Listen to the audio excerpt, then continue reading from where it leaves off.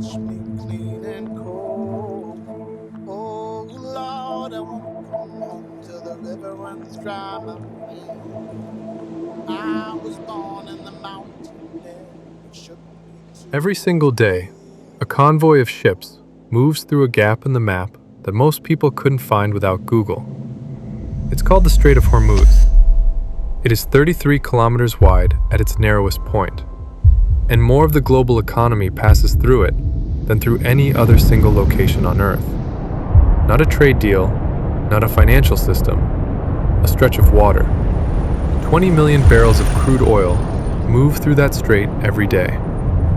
That's roughly 1 in every 5 barrels consumed anywhere in the world.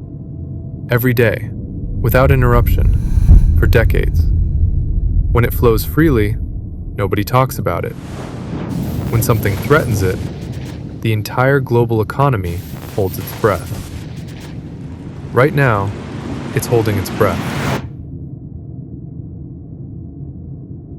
The countries that border the strait, Iran to the north, Oman to the south, have known its value since long before oil was discovered beneath them.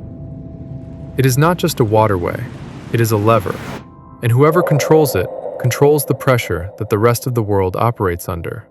But here's what's rarely explained. The Strait of Hormuz doesn't just move oil, it moves the specific oil that the world's largest economies were built to run on. And that distinction changes everything.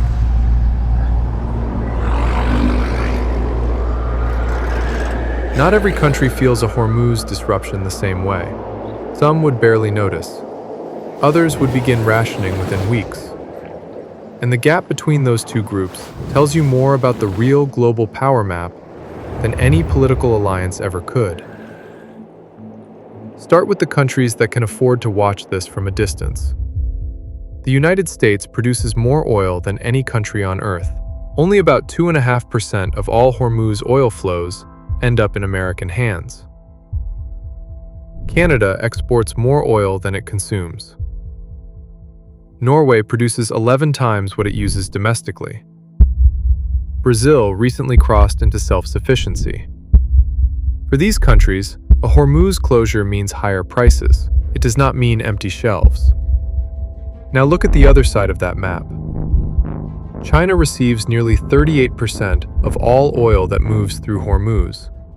40 to 50% of its total crude imports pass through that single strait. Japan depends on Hormuz for roughly 75% of its oil. South Korea, 60%. India, 50%. Together, China, India, Japan, and South Korea absorb 69% of every barrel that passes through that waterway. These are not small, fragile economies. These are the manufacturing engine of the world. The countries that make your phone, your car, your medication, and nearly everything in between. Their exposure to Hormuz is not a developing world problem. It is the central vulnerability of the modern global economy. Now here is where it gets more precise and more uncomfortable. Having large refining capacity does not mean being safe. China has some of the most sophisticated refineries on the planet. India is home to the world's single largest refinery. South Korea built 3 of the top 10 by global capacity. None of that matters if the raw crude stops arriving. A refinery without crude oil is just an expensive building. There is one nuance worth naming directly. The United States is largely insulated, with one exception. The refineries along the U.S. Gulf Coast were specifically built and configured to process heavy crude from the Middle East and Venezuela.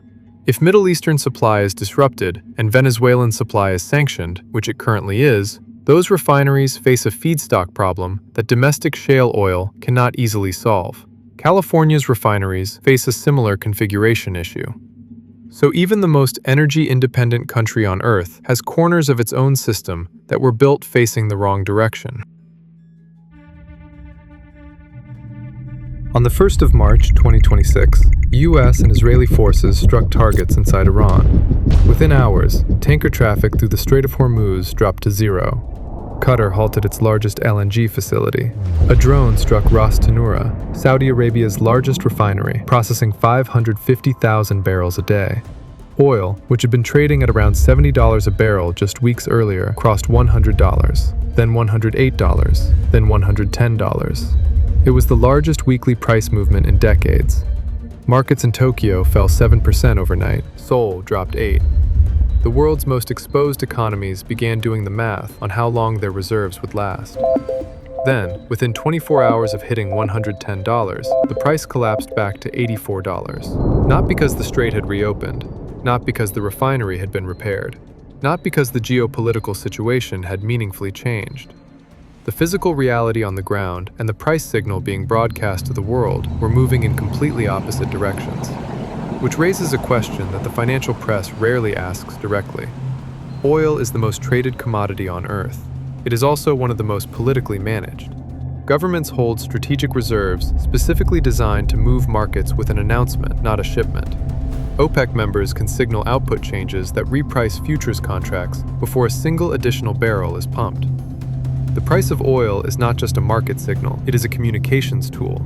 And like any communications tool, it can be used to send a message. When oil hit $110, the message being broadcast was crisis, vulnerability, chaos. When it dropped to $84 within a day, someone sent a different message: we have this under control.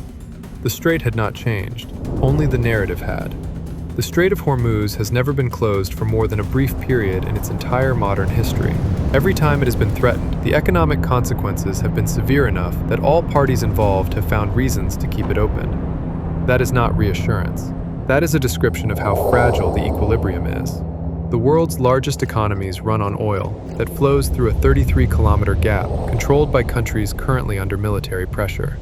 The price of that oil moves on signals as much as on supply, and the countries most exposed are the same countries the global economy depends on to function. You now understand why a waterway most people can't find on a map is the most important piece of geography on Earth right now. The question that follows is why the United States, which barely needs this oil, has spent trillions making sure it controls who does. That's the next episode. I was born in the river one day. Watch me clean and cold.